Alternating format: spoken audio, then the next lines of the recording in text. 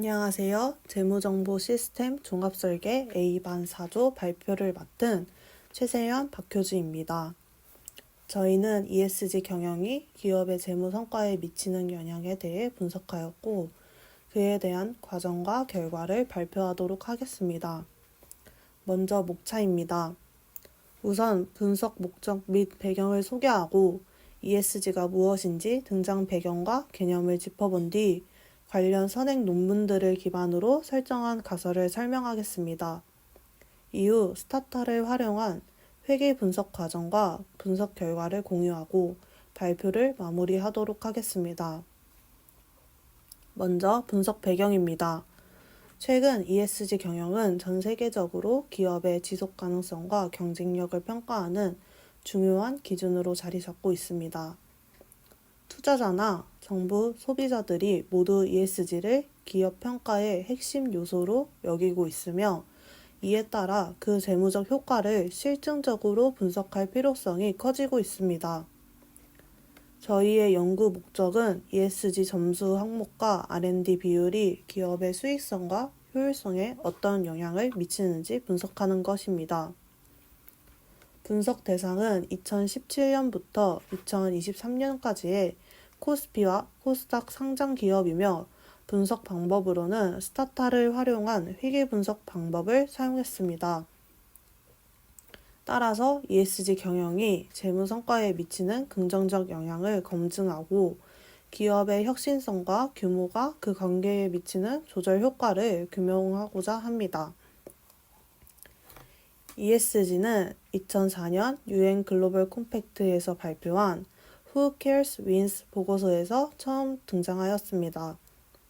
이후 2006년 UN 책임 투자 원칙이 제정되면서 전 세계 주요 투자 기관들이 ESG를 하나의 투자 기준으로 채택하게 되었습니다. 2010년대에 들어가면서 유럽과 미국을 중심으로 ESG 정보 공시가 점차 의무화되기 시작했습니다. 그러나 ESG가 본격적으로 주목을 받게 된 계기는 2020년 코로나 팬데믹이었습니다. 팬데믹의 장기화와 함께 각국은 기후변화, 공급망 리스크, 사회적 위기 등 복합적인 위기가 발생하게 되면서 기업들은 지속 가능성을 중심으로 새로운 전략을 모색하게 되었습니다. 과거에는 지속 가능 경영이 단지 기업의 이미지 개선이나 선택적 활동에 그쳤다면, 이제는 기업의 생존과 직결된 핵심 전략으로 자리 잡고 있습니다. 이러한 흐름 속에서 기업의 지속 가능성은 기업의 사회적 책임과 지속 가능 경영을 넘어 ESG 경영으로 확대되고 있습니다. 본래 투자 기준으로 발전한 ESG는 이제는 기업 내부 전략에서도 장기 경쟁력 확보와 리스크 대응 수단으로 적극적으로 활용되고 있습니다. ESG는 환경, 사회, 지배구조 세 가지 핵심 영역으로 구성되어 있습니다. 모든 기업 활동은 환경에 필수적으로 노출되어 있습니다.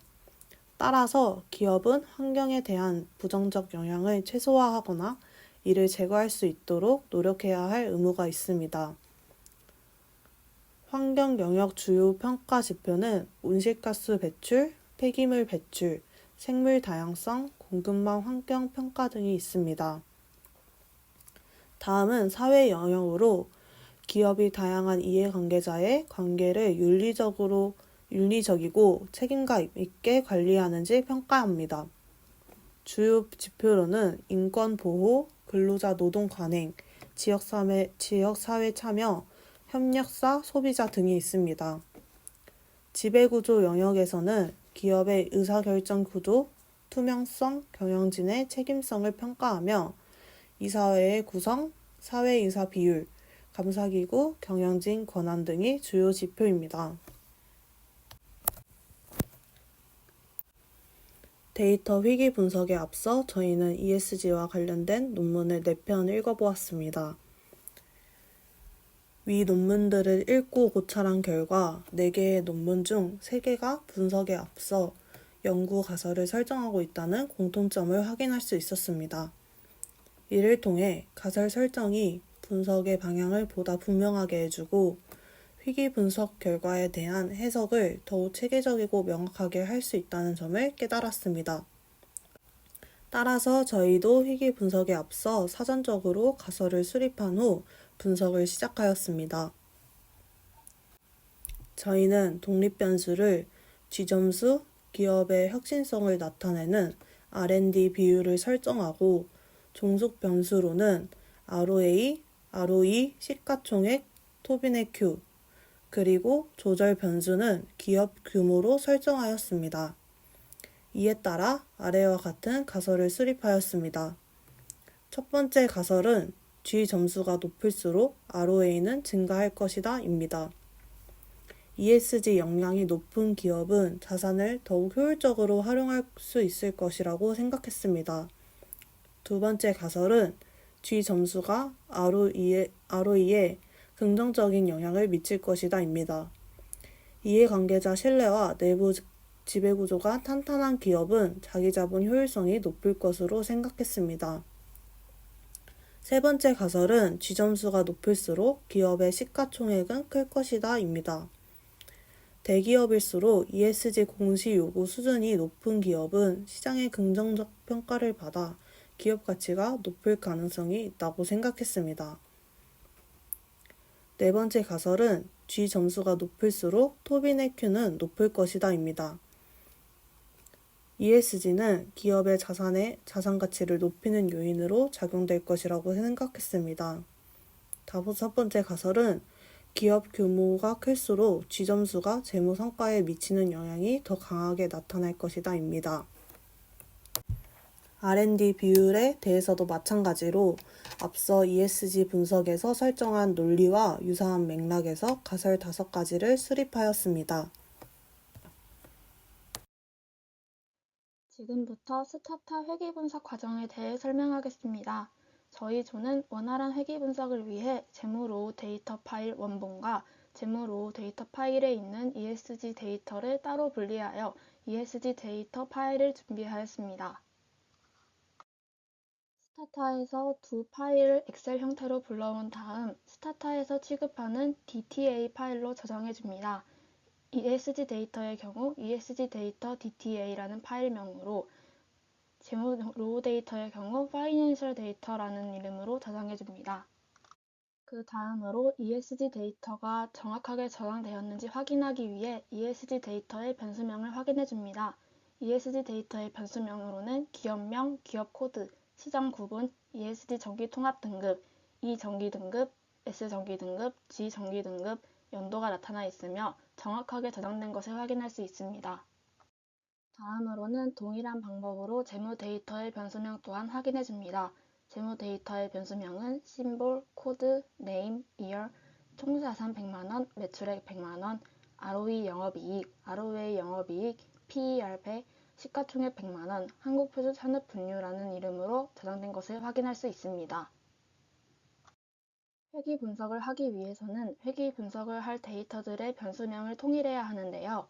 아까 보셨다시피 ESG 데이터의 경우 기업명, 연도라는 이름을 가지고 있고 재무 데이터의 경우 name, year라는 변수명을 가지고 있는 것을 확인할 수 있습니다.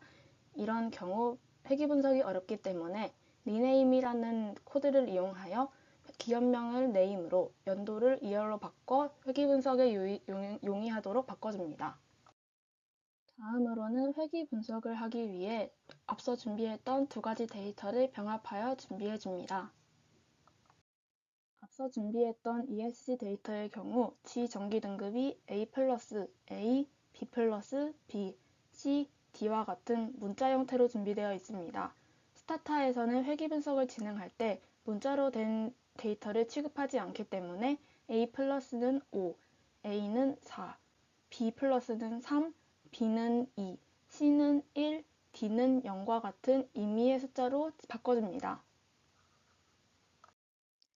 다음으로는 G 점수가 높을수록 ROA는 증가할 것이다 라는 가설을 바탕으로 회귀 분석을 진행하였습니다. G등급이 1 올라갈수록 ROA는 1.1203 증가하는 것으로 판단되었습니다. 따라서 보시는 그래프와 같이 우상향하는 모습을 확인할 수 있습니다. 다음으로는 지등급이 증가할 때 ROE 또한 증가할 것이다 라는 가설을 바탕으로 회귀 분석을 진행하였습니다. 회귀 분석의 결과로는 지등급이 1 증가할 때 ROE는 0.0001141만큼 증가한다고 할 수 있습니다. 또한 현재 모델의 설명력은 96.09%로 전체 모델이 96.09%만큼 종속 변수를 설명한다고 보고 있습니다. 또한 P값이 유의 수준 안에 들어서 전체 모델이 유의미하다고 판단됩니다.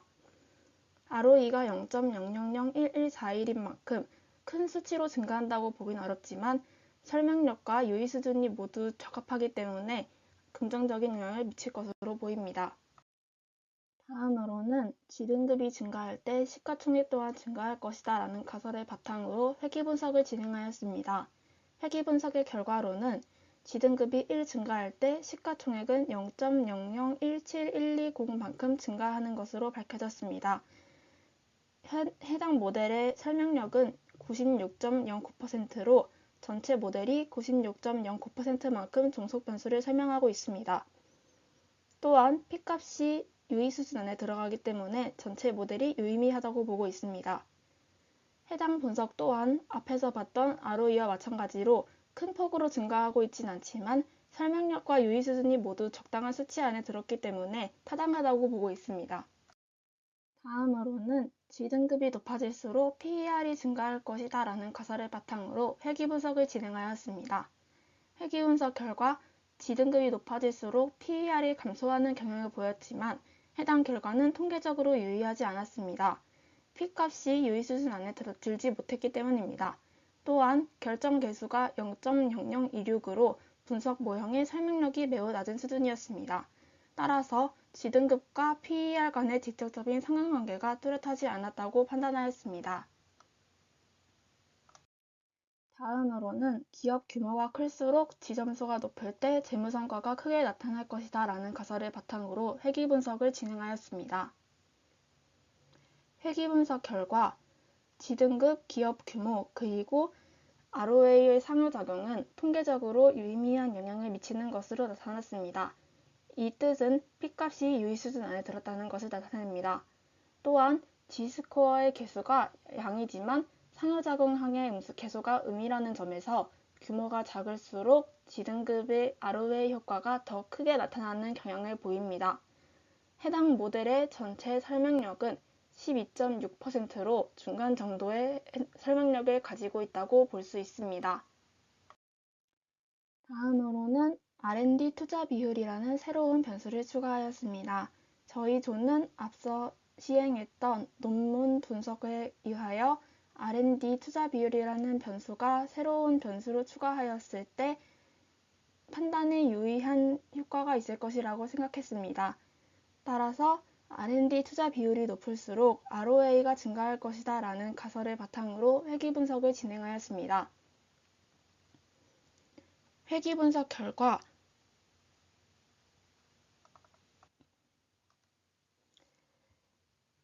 R&D 비율이 높을수록 ROA가 상승하는 경향이 관찰되었으나 유의 수준 5%에서는 통계적으로 뚜렷하지 않다고 밝혀졌습니다. 하지만 10% 유의 수준에서는 의미 있다고 판단되었습니다. 또한 전체 모델의 설명력은 약 10%로 중간 정도로 해석할 수 있습니다. 따라서 해당 자료를 시각화하였을 때 보시는 것과 같이 우상향하는 그래프를 확인할 수 있습니다. 다음으로는 R&D 투자 비율이 높을수록 ROE가 증가할 것이다 라는 가설을 바탕으로 회귀 분석을 진행하였습니다.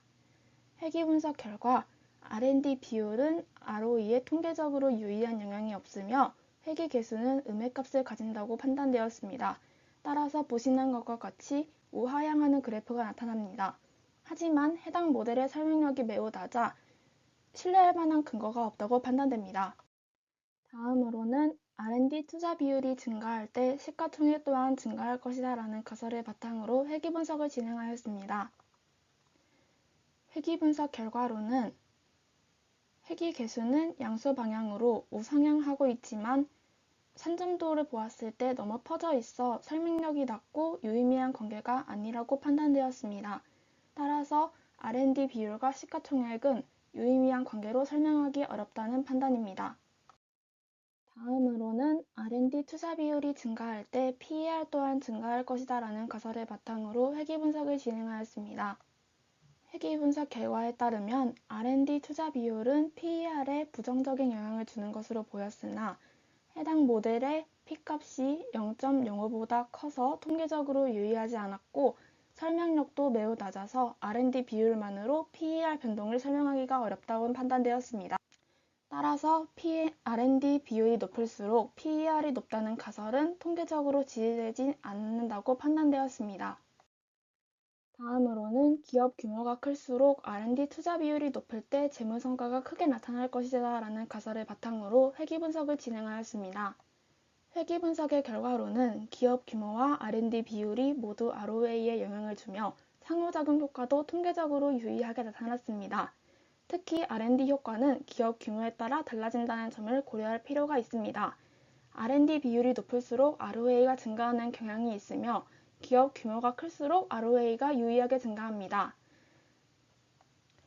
하지만 대기업의 그래프 형태를 보시면 ROA가 높긴 하지만 점점 감소하는 경향이 보입니다.